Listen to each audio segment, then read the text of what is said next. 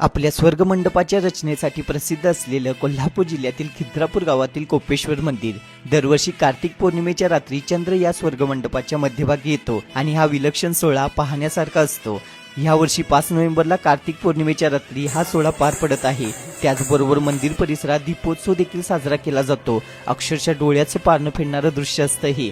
वर्षातून एकदाच चंद्र या स्वर्गमंडपाच्या मध्यभागी येत असतो।